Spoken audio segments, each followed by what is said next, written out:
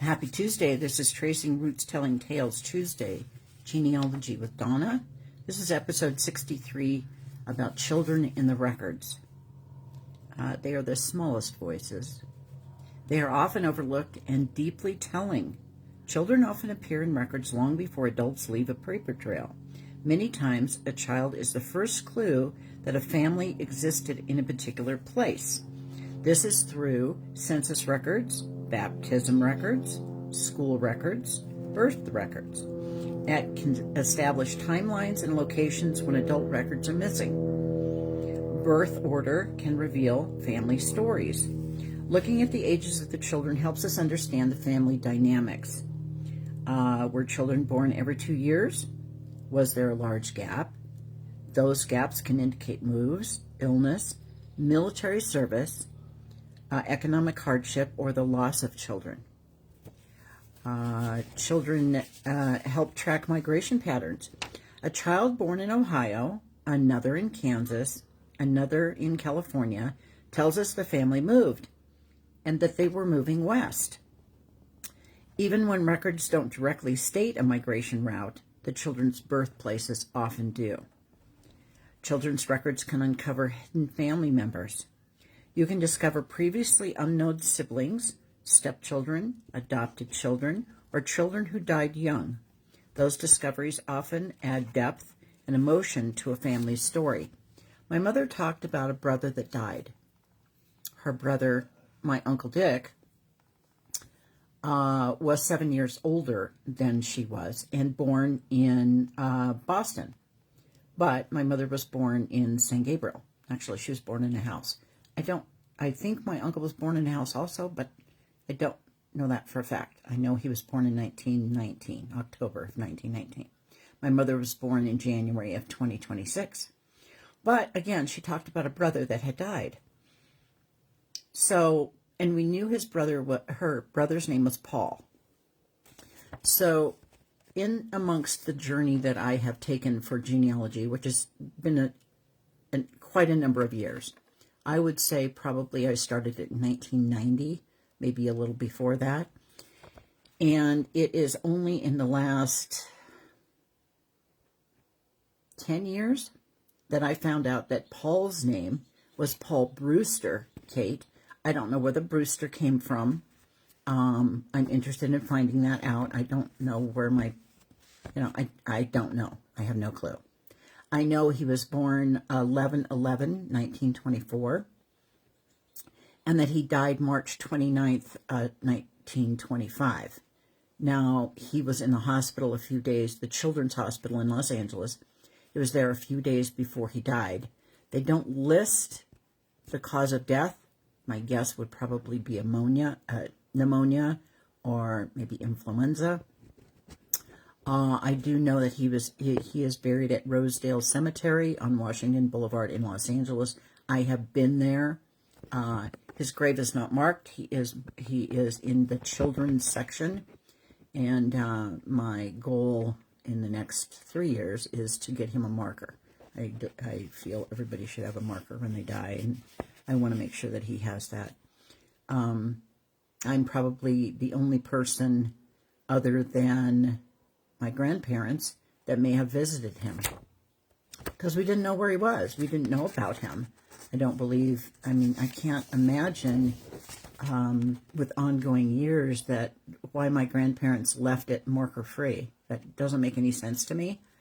And they certainly had the money to be able to do that. So I don't understand any of it.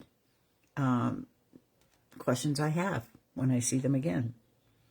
Anyway, the youngest family members often tell the biggest stories. Children may have left fewer records, but those records can unlock entire family lines and provide clues that adults never left behind. So there are lots of, unfortunately, I have the story that I have told a few times about the Ichabods. We were back east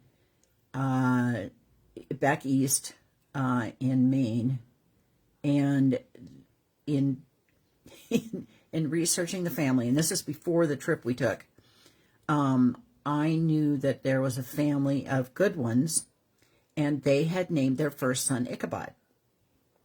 Well, unfortunately, Ichabod had died probably less than 6 months old.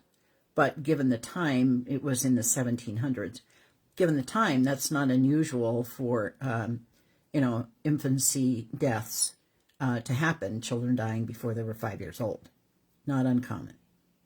So in tracing the lineage back, continuing that family line, there were some girls, then there was another boy, and that boy's name was Ichabod.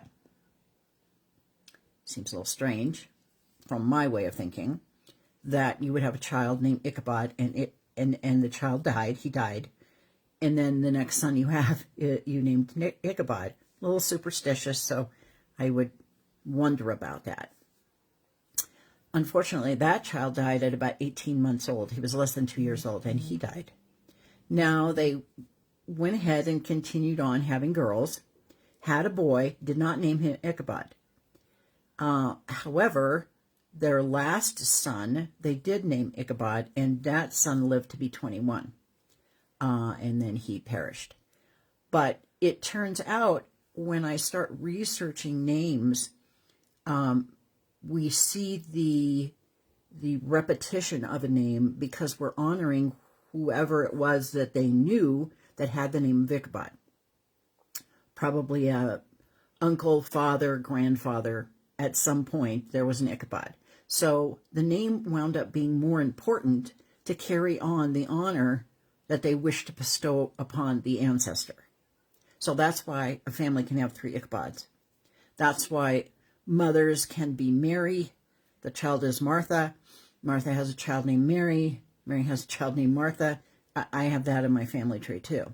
So then you get to the point where who's the Mary and who's the Martha, because it's wound up being such a blanket, layered upon layers, and sisters have done that too.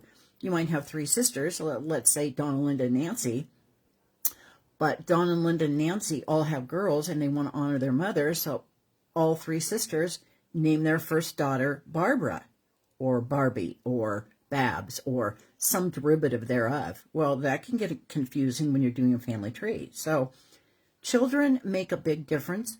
Children are a way to honor the legacy that has been left to us and will continue on.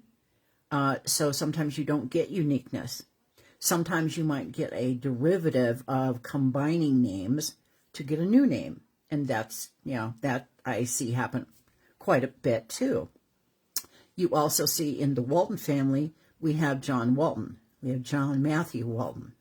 We have John Matthew Walton. We have John Matthew Walton. We have John Matthew Walton. I think there are 4 or 5 of them now.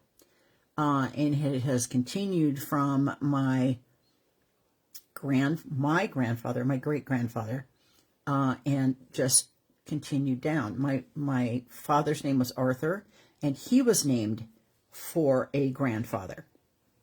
So trying to trace the children, once you can trace them, that really helps you, but it's not always as easy as you might think. Anyway, that's the lesson for today, episode 63. So I hope you're keeping up and keeping along. I am transferring these over to YouTube, and at some point when I have a good amount, I will be sharing that link with you. In the meantime, have a wonderful day.